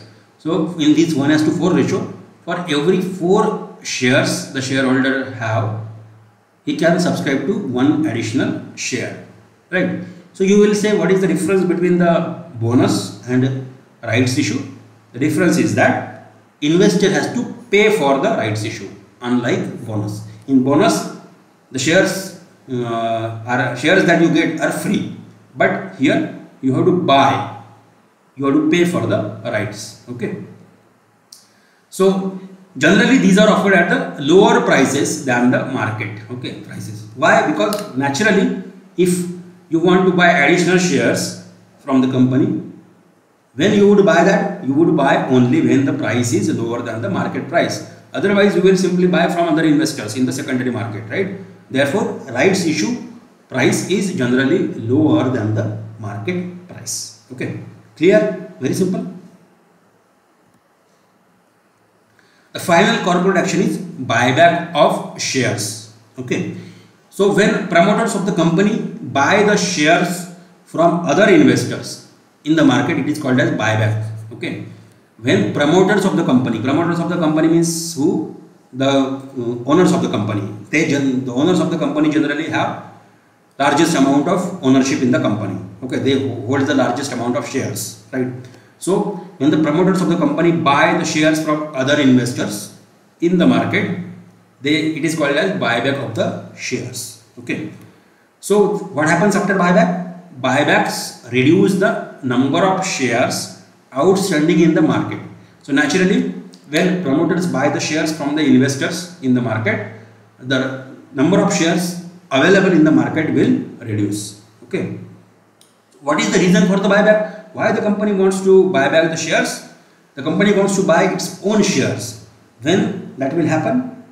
It can happen for several reasons, like to improve the profitability on a per share basis. Okay, so there is a term called as EPS. Okay, EPS is earnings per share. Okay, so if the number of shares available in the market reduce, then earnings per share will increase because the number of shares have reduced. Okay, so the company can show that it has a better profitability by this action. Second purpose can be to consolidate their stake in the company. Okay, the promoter wants to own more part of the company, more shares of the company. Okay, so it wants to make its position stronger. Therefore, they can buy back their own shares. Third purpose can be to prevent other companies from taking over. Okay, so if other company increases its share, then it can happen that the other company is having more stake in the company. Okay, so to prevent that, the company can buy its own share so that they prevent other companies from taking over. Okay, another reason can be to show the confidence in the promoters about the company. So जब promoter ही अपनी company के shares खुद bye कर रहा है, इसका मतलब क्या हुआ कि प्रमोटर्स को अपने ही कंपनी में बहुत ज़्यादा कॉन्फिडेंस है. Okay, the promoter is sure or confident about the future potential of the company. Okay, because there is no one else who knows the company better. Okay, the promoters only know their company in the best way, right? They know everything about the company. Okay, what is the financial condition of the company, what is the future of the company, they know everything about the company. They know every minute detail. Okay, and if the promoter itself is buying its own share, that means promoter is confident about the future of the company. Okay, so it shows the confidence of the promoter in the company, so shareholders can be more assured that company is in good hands. Okay, and the last purpose can be to support the share price from declining in the markets. Okay, because sometimes what can happen, the investors because of some bad news or bad event there might be a selling in the market, and because of large amount of selling the price can decline. Okay, so to prevent that, the promoter will buy its own share so that the price does not crash down. Okay, so these can be some of the reasons why buyback of shares will happen. Okay, now what we will do, we will go to the moneycontrol.com and see all these corporate actions with actual company. Okay, so we go to moneycontrol.com. okay, and we go to the Tata Motors again, and now we go to the corporate action section. Here you can see the corporate action section. Okay, within corporate action you can find here corporate action. Okay, and here you can see announcement, board meetings, dividends, bonus, splits and rights. Okay, and AGM. So we first go to dividends, right? So you can see that, you can see here the dividend history of Tata Motors. Okay, in the past, at whichever dates the Tata Motors has given dividend to the shareholders, that data you can find it here. Okay, so as you can see here, the 1 2 3 4 5 times Tata Motors has given dividends. Okay, I think there is more also. No, there is no. I think only 5 times has Tata Motors has given dividends. So here you can see that it is the type of the dividend is final. So what do you mean by final? Final means at the end of the financial year the dividend is given, that is known as a final. And then there is another kind of dividend that is known as an interim dividend, when the dividend is given within the financial year, during the financial year, that is known as an interim dividend. Okay, so you can see that there is X date here. Okay, so we have already seen what is X date. So on X date of 18 July 2016, the company declared final dividend. The percentage was 10. Okay, so we have already seen what do you mean by the percentage of the dividend. Okay, so 10% dividend, that is of the face value, right? On 9 July 2014, the dividend was 100%. On 30 July 2013, the dividend was 100%. On 18 July 2012, the dividend was 200%. And 19 July 2011, the dividend was 200%. Okay.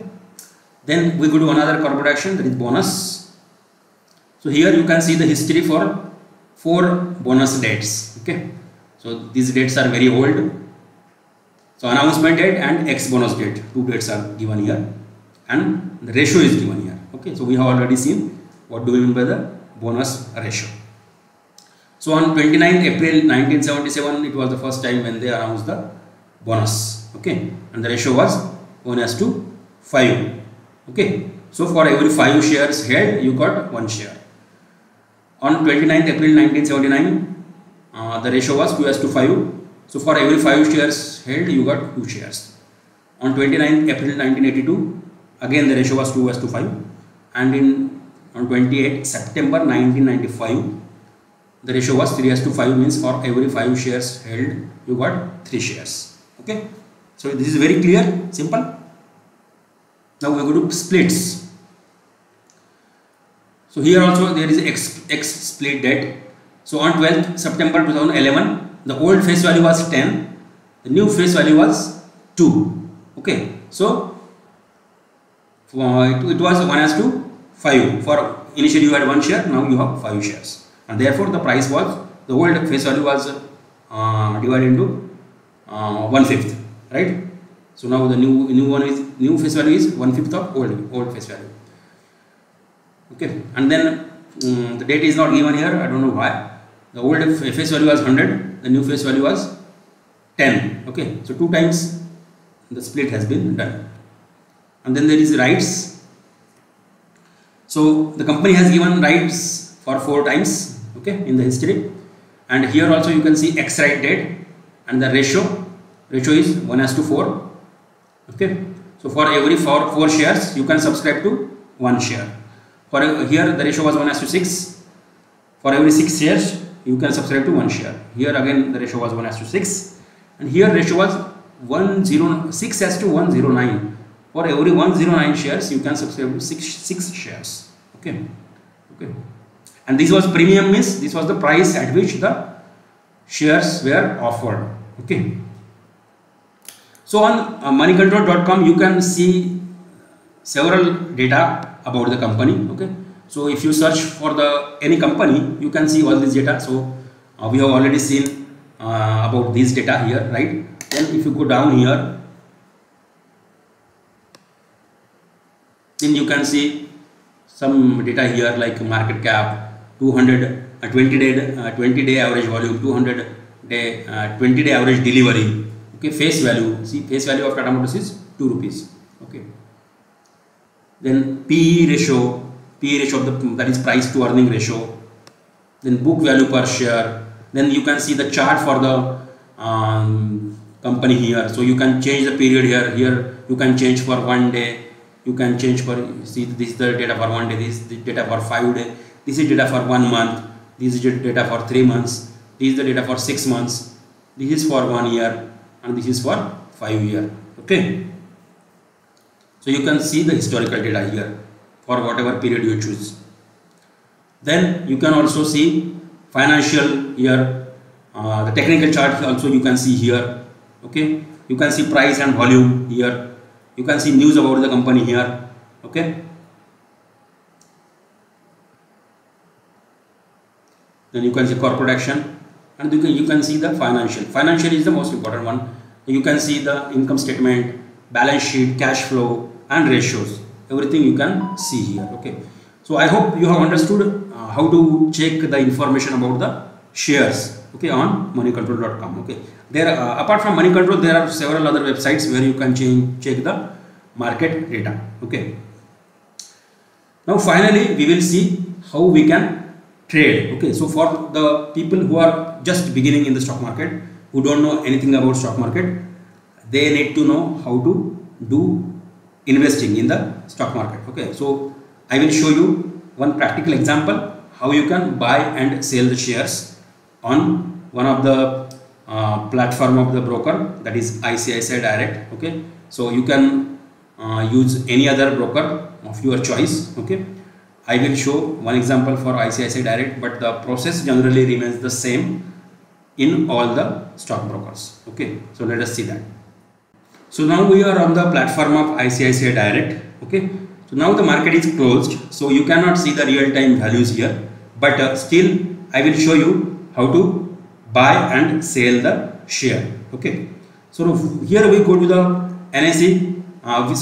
Here we go to the cash buy segment. Okay, cash buy tab here. Okay, so there is a cash buy tab for the buying, and then there is a cash sell tab for the selling. Okay, so whenever we want to buy the share, we go to cash buy, then we select the exchange. So you can select NSE or you can select BSE. Okay, so I will select NSE here.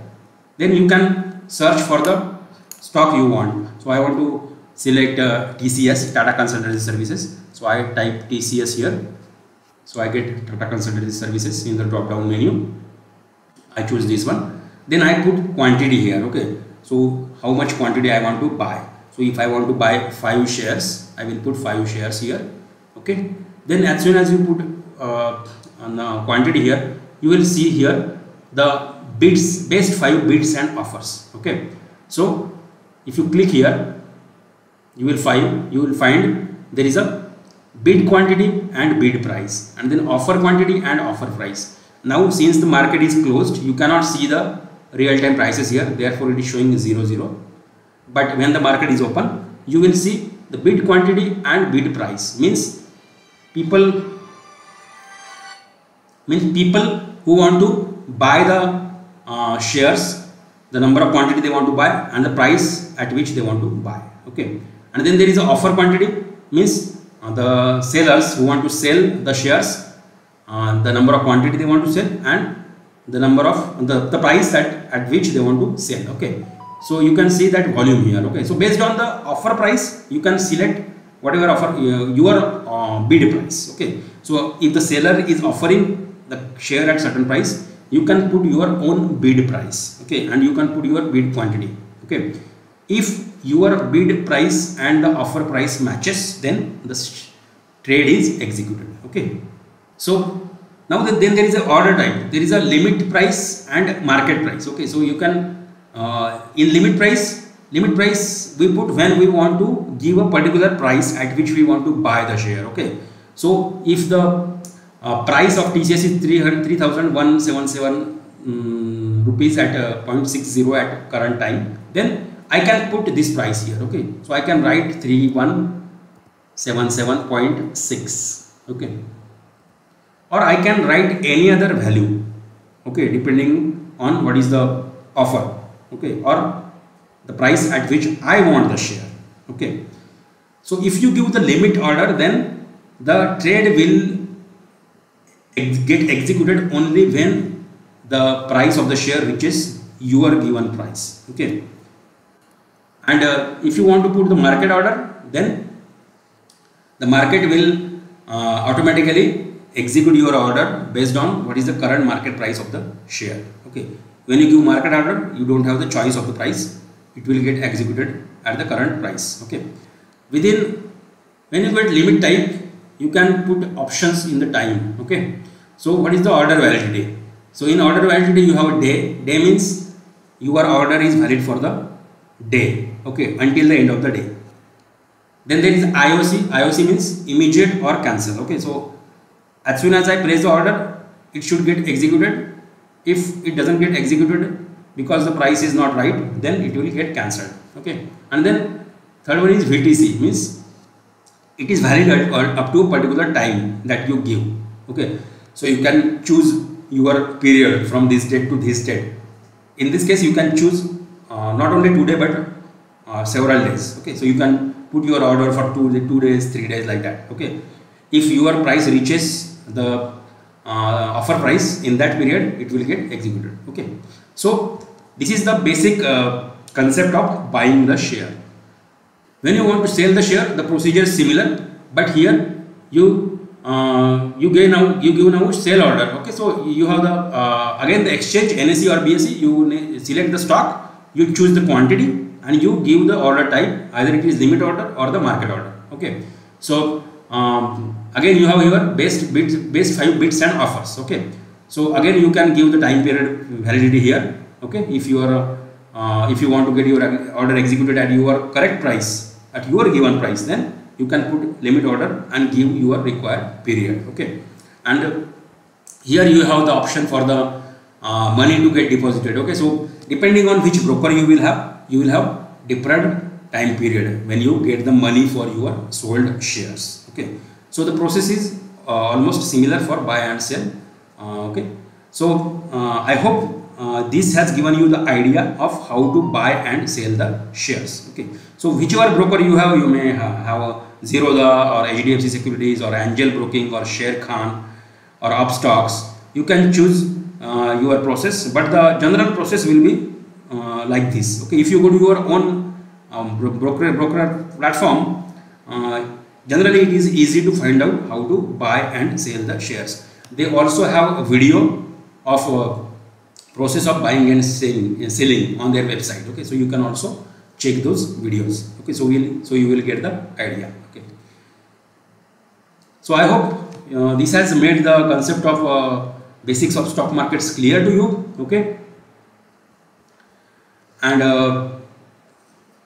I have let us see once again what we have covered in this lecture. Okay, so we have covered many things here. Okay, so we have covered what is stock market. We have covered what is the concept of stock market. Then we have seen what is stock. Then we have seen what are the stock exchanges in India. Okay, NSE and BSE, right? Then we have seen what are the stock market players, right?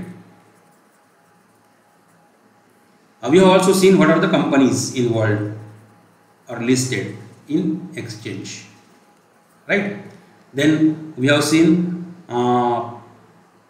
different type of stock market players like SEBI, then depositories, then DPs, then clearing corporations, then investors. Then we have seen types of investors. We have also studied what is the market cap.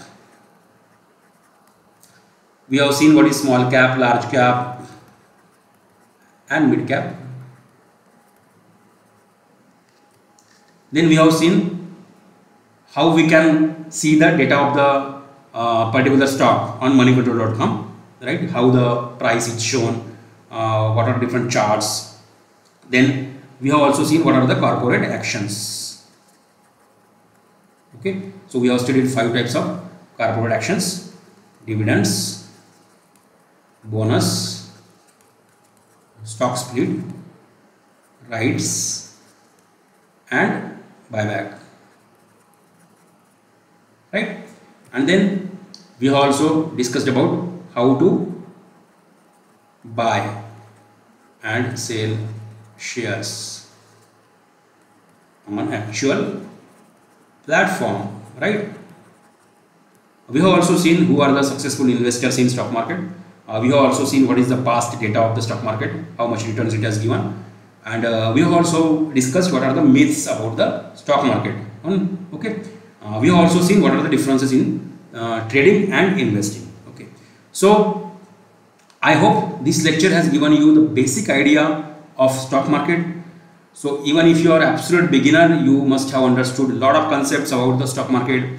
For the people who have been in the stock market, they also must have learned something about the stock market, some new information, I hope. So I hope this makes you ready to start your journey in the stock market. Okay, so thank you for being with me in this video. Do watch this video entirely and share it with your friends and your family members. Okay, they will find it useful. And if you like this video, please like and share this video, and do comment if you have any questions about anything what I have told you in this video. And do subscribe to my channel. I need your support. I have done a lot of work for you guys, so please subscribe to my channel. And remember, the mission of my channel is to spread the knowledge of investing and personal finance in easy and simple manner. Okay, so you will find the information in a unique, easy and simple manner here, and you will learn a lot of things about stock market and investing. So be with me in my journey, and I hope you get a lot of knowledge about the stock market and you start your journey for wealth creation from the stock market. Okay, so see you soon in the next video. Bye bye.